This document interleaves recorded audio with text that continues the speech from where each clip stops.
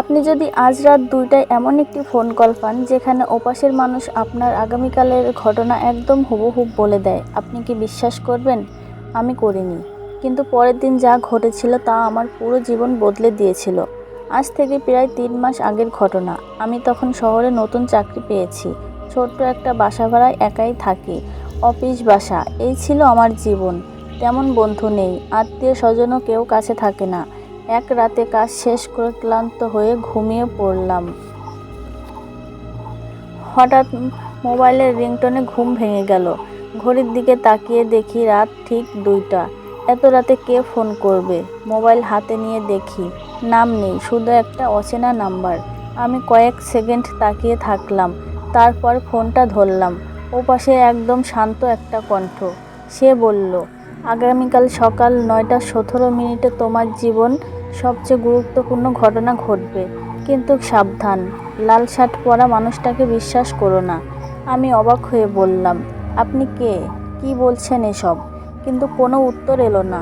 Phone কেটে গেল। আমি আবার কল ব্যাক করলাম, কিন্তু মোবাইল বন্ধ বলল।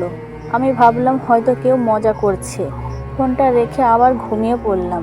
পরের দিন সকালে সব ভুলে অফিসে চলে গেলাম। ঘড়িতে তখন সকাল ৯টা ১৫। আমি অফিসে ঢুকছি। হঠাৎ ২ মিনিট পর একজন লোক আমার সামনে এসে দাঁড়ালো। তার গায়ে একটা লাল শার্ট। আমার বুকের ভেতরটা ধম্প করে উঠল। গত রাতের ফোন কলটা মনে পড়ে গেল। লোকটা হেসে বলল, আপনি কি নতুন এসেছেন?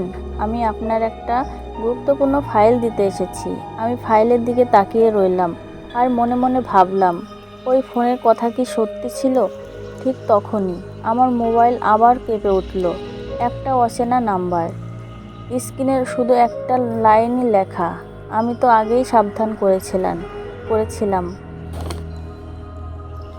অচেনা নাম্বার পর্ব ২ দেখতে চাইলে অবশ্যই লাইক, সাবস্ক্রাইব করে পাশে থাকবেন, যাতে আমি ছাড়ার সাথে সাথে আপনাদের ফোনে নোটিফিকেশন চলে যায়।